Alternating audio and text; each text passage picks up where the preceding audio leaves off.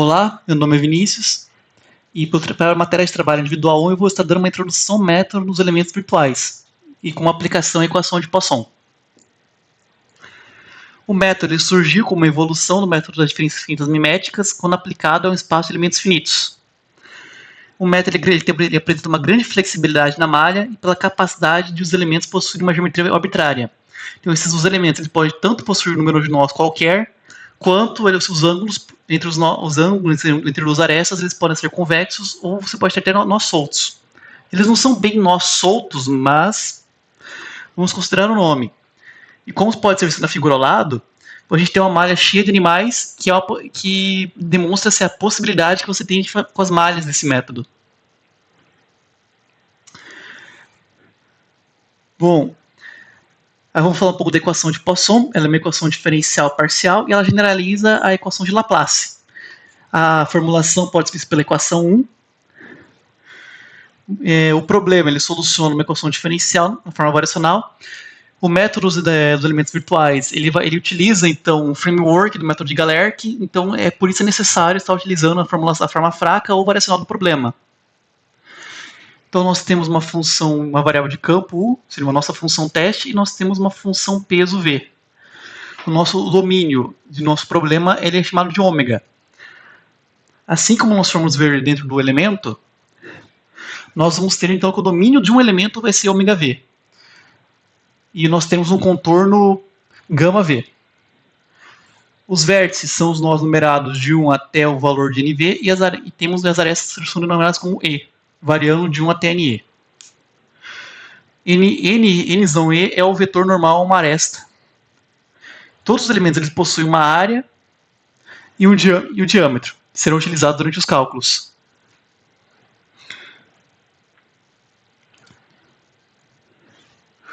Tá, vamos sobre os graus de liberdade do elemento. Como o grau polinomial do problema está relacionado com o número de nós nas arestas, isso afeta a quantidade de momentos no elemento. O total de variáveis no elemento bidimensional é obtido por 2nvn mais n vezes n menos 1. Vamos tentar explicar um pouco essa equação, então. Você tem... Onde você tem grau de liberdade? Nos nós. Na equação de Poisson é escalar, então para cada nó você vai ter um grau de liberdade. No caso de você utilizar equações quadráticas ou de maior grau, você vai ter K-1 nós internos. Aqui nós estamos utilizando n como grau polinomial. Então você pode ter um n igual a 1, n igual a 2, n igual a 3.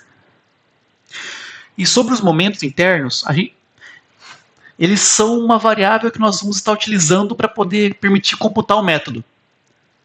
Aqui nós temos, então, para um elemento de grau 1 nós não temos momento, para um elemento de uma aproximação de ordem 2 quadrática nós temos um momento, e para uma aproximação de ordem cúbica nós temos 3 momentos. Os momentos eles são fixados para ter uma dimensão de um polinômio de grau kn-2. Então se o seu problema é um problema de grau 2, então o seu polinômio ele o número de momentos vai ser a dimensão de um polinômio de grau 0. Para poder, como eu falei, os momentos eles são essas variáveis utilizadas para poder computar e eles vão assumir essa integral. E elas correspondem ao valor médio da função de U de H. Mas claro, elas podem também assumir com o valor médio das funções de base. E como disse, o momento interno é o maior valor entre 0 e a dimensão de um polinômio de grau n-2. Bom, o espaço de funções é introduzido a nível elementar e é associado aos graus de liberdade do elemento. Então, a variável de campo discreta ela tem que pertencer ao espaço H1, tal que no contorno, essa variável ela vai ser um polinômio de grau n, e no interior do elemento, ele é um laplaciano que pertencente a um espaço de polinômios de n-2. Lembrando que isso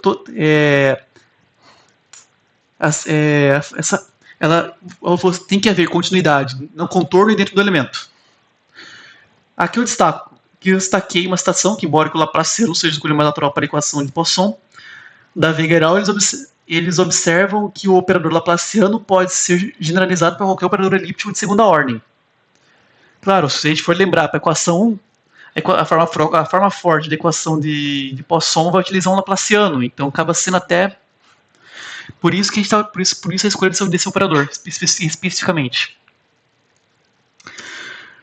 Bom, a aproximação de UH. Então, a correlação entre uma variável e um grau de liberdade é feita através de um operador que a gente está chamando de DOF.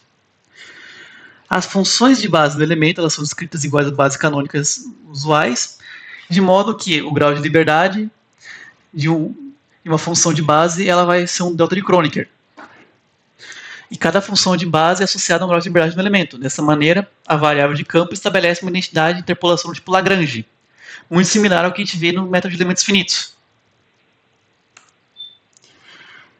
Bom, como a função H ela só é conhecida nos nós nas arestas do elemento, como uma forma de contorno, nós vamos utilizar um projetor, que vai projetar do espaço de funções para um espaço de polinômios de grau n, que mapeia o espaço de funções e soluções para o espaço polinomial. Assim como destacado por Manzini de 2016, as funções de forma do elemento elas são dadas pela equação 7.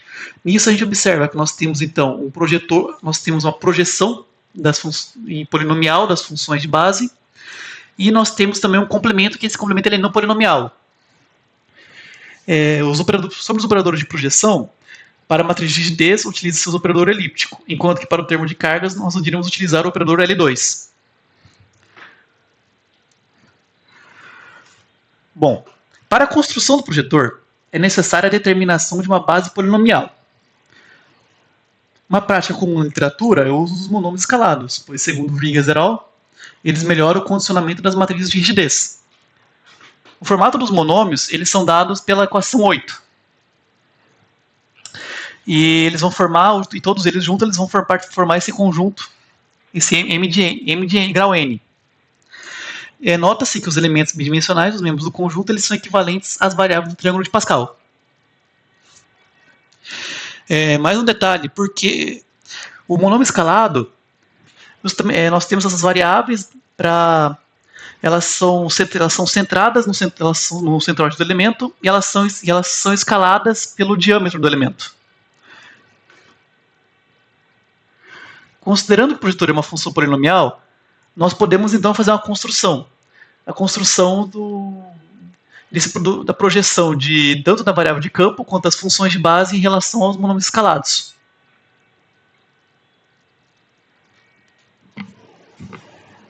Aqui nós temos um pequeno algoritmo com a aplicação do método dos elementos virtuais. Então nós temos aqui como ele funciona. Então nós vamos fazer a leitura do arquivo de malha. Então aí para cada elemento nós vamos calcular as propriedades geométricas. Então dentre elas nós temos a área, o diâmetro do elemento. Então nós vamos depois calcular as matrizes de rigidez do elemento elementar local e depois inserir essa matriz de rigidez dentro da matriz de rigidez global. Após isso, nós vamos aplicar as condições de contorno, solucionar o sistema de equações e, por último, realizar o pós-processamento, caso necessário. Considerando a forma bilinear do problema, uma função polinomial P de n e outra função V de h não polinomial, elas devem ser ortogonais entre si. Essa é a primeira característica que você tem que ter para poder ter a construção, para poder fazer a construção do projetor. Bom, como o operador elíptico ele vai zerar essa constante e a variável de primeiro grau para os casos de flexão determina-se de um operador P0 equivalente à média do elemento sobre esses valores.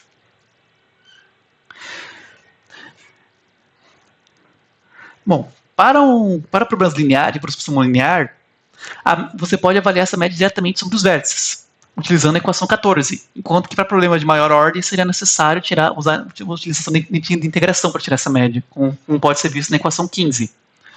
É interessante notar que a equação 15 também equivale à mesma identidade que os momentos.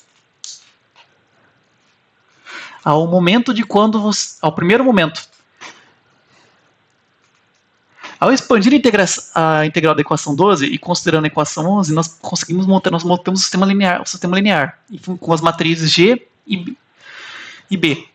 E daí nós tiramos, então, o operador de projeção.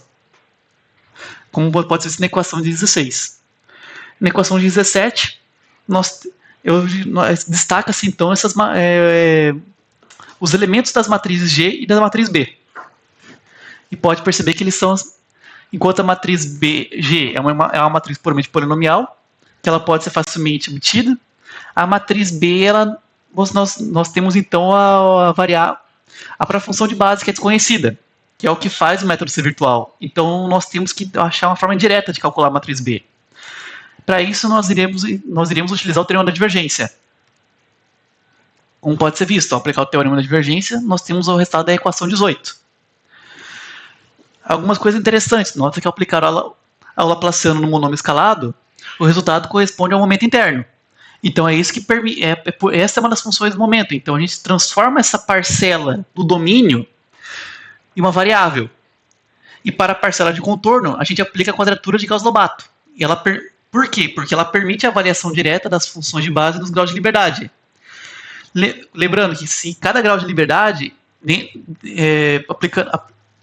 nós temos, então, para cada função de base dado um grau de liberdade, nós vamos entrar ele vai valer aquele delta de Kronecker. O que facilita muito o cálculo. Facilita muito o procedimento de desenvolvimento da formulação. Claro, antes da gente proceder, também dá para utilizar outros métodos sem ser a quadratura de Gauss-Lobato. Como existem também outros métodos de avaliação de pontos, mas dentro da literatura do método dos elementos virtuais, o método mais utilizado é Gauss-Lobato. Bom, o projetor até então ele calculado, ele se encontra na base polinomial. Para transformá-lo na base canônica, é utilizada uma matriz D, cujos componentes são dados pela equação 19. Já o projetor da base canônica é calculado pela equação 20. Uma identidade que é dada por Davi e Guéral em 2014 apresenta a seguinte identidade que ela pode ser utilizada, que a matriz G ela é igual a matriz B vezes a D. Então, não necessariamente a gente precisa calcular a matriz G para poder computar. Agora, vamos falar especificamente da matriz de rigidez do problema. Para a forma discreta da equação 2, ou seja, aquela equação variacional, mais precisamente a parcela da esquerda, a matriz de rigidez da parcela esquerda da equação, considerando a identidade de interpolação em 6. A integral correspondente à matriz de rigidez é dada pela equação 21. Ao substituirmos a decomposição das funções de base da integral da matriz de rigidez, nós vamos ter 4 integrais, 2 das quais são nulas pela propriedade de ortogonalidade. Lembrando que como que é feita essa expansão? Para quem faltou nas aulas de cálculo,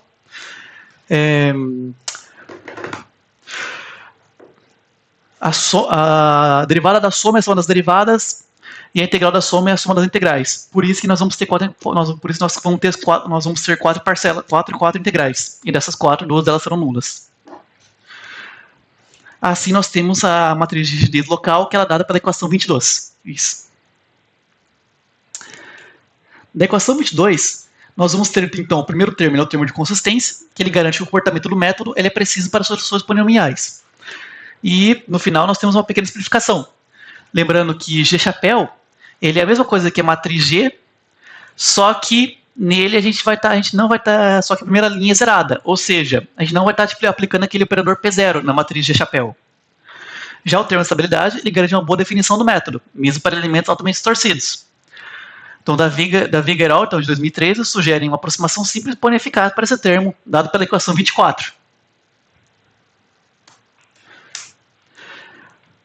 Para integrais como o termo fonte, onde não há operadores elípticos, nós vamos criar um novo operador. A construção é muito similar com o operador elíptico, dado pela equação 25. E os termos eles são dados pela matriz H e matriz C pela equação 26.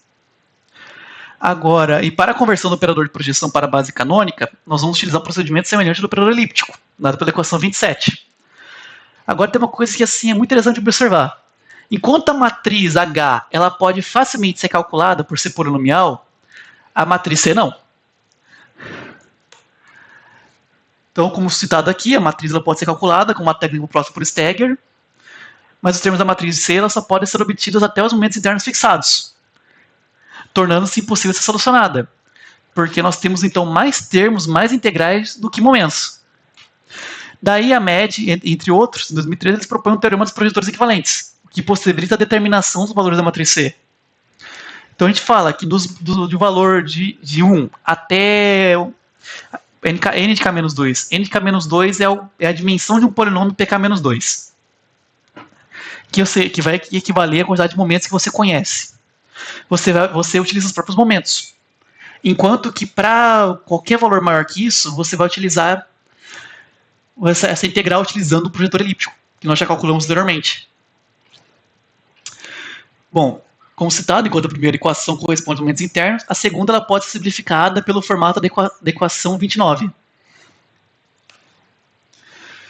Para o termo fonte do problema, então nós vamos ter a equação dada em 30.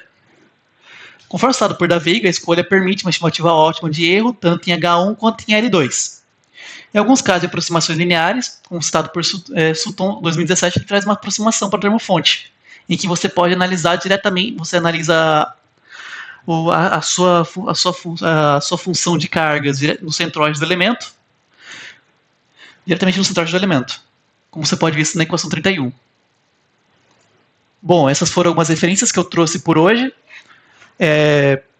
Eu deixei um pouco de lado a questão computacional, de aplicações e alguns detalhes, que eu espero estar explicando no futuro também como eles funcionam. Muito obrigado pela atenção até então.